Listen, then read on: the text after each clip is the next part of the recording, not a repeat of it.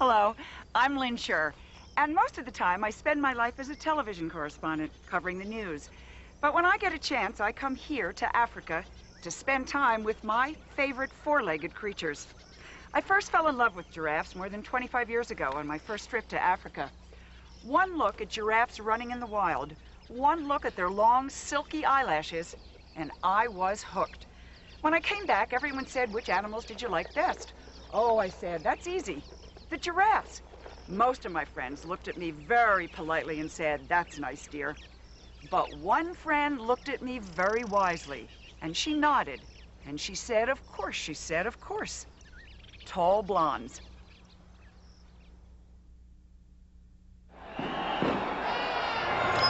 We take you now to India, to ABC's Lynn Sherr, who's in Bombay, where they are just minutes away from celebrating the millennium in what is going to very soon become probably the world's most populous nation. Lynn.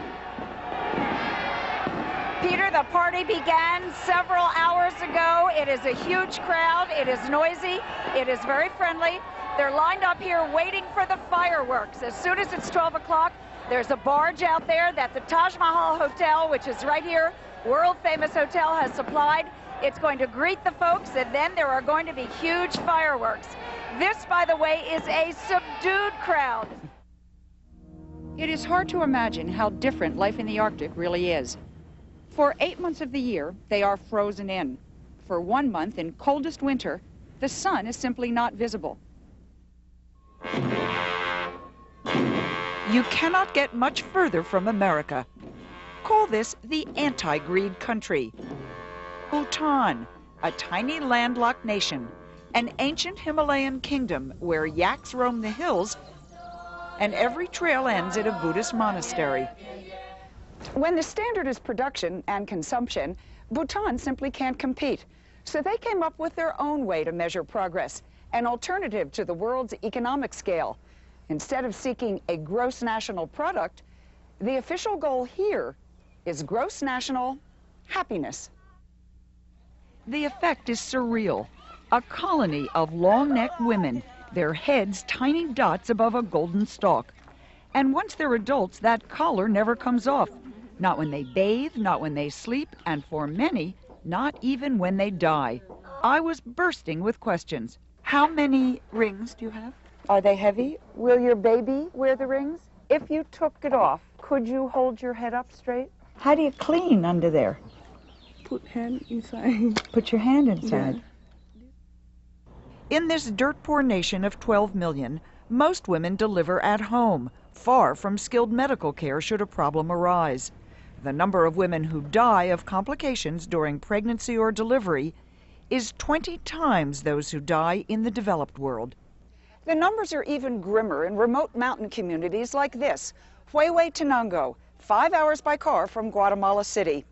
For rural women and indigenous women, whose roots trace back to ancient Mayan times, maternal mortality is at least double, sometimes 3 or 4 times, the national average.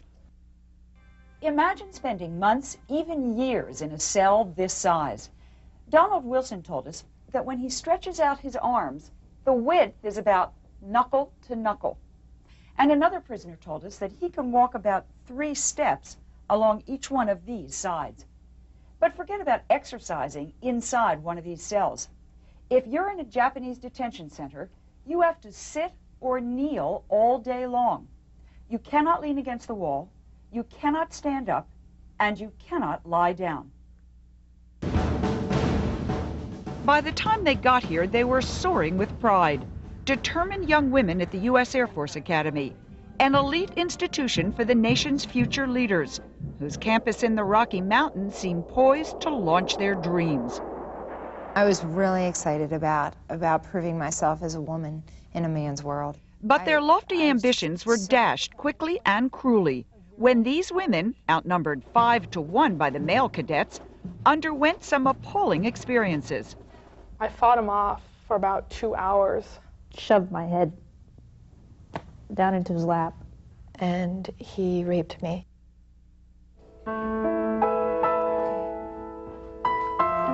Perhaps the most haunting images from our first visit here were of Jane McCluskey.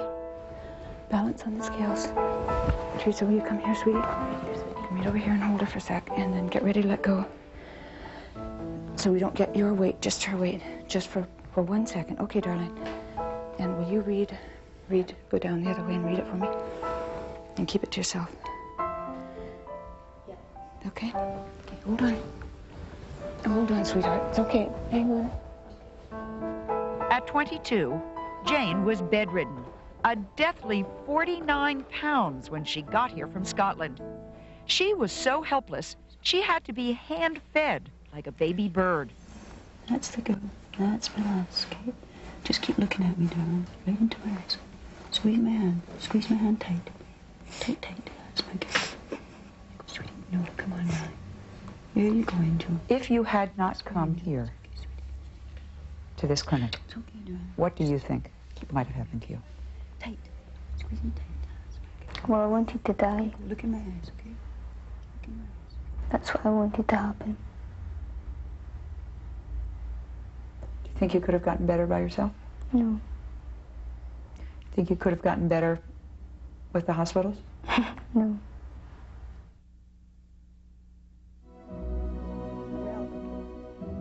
What do you think is the public perception of you? I think of it as the public perception of her. Of her? That's how it's become.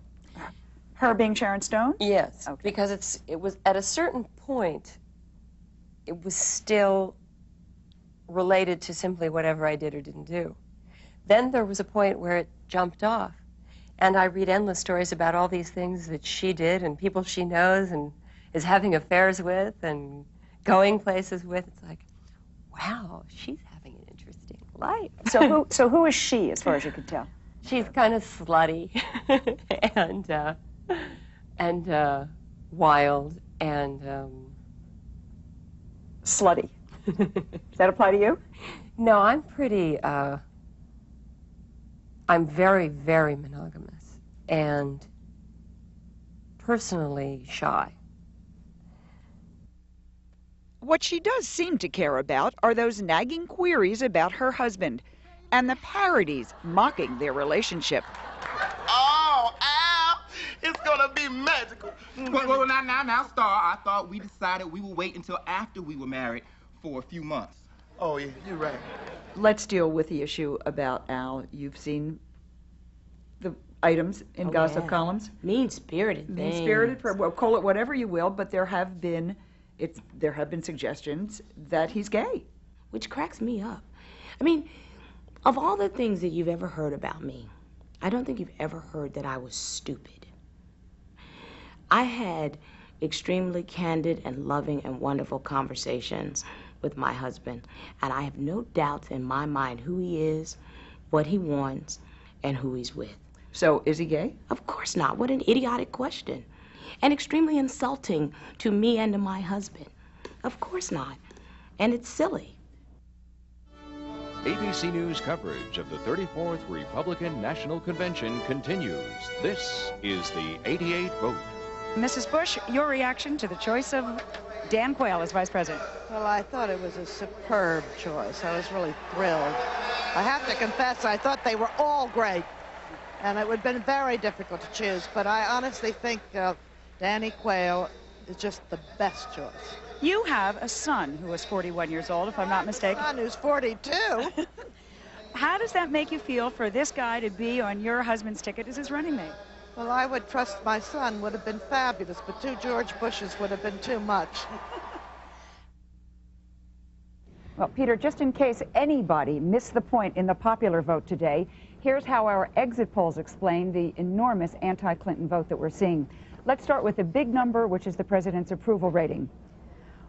Only 45% of the people we talked to said that they approve of the way Mr. Clinton is doing his job.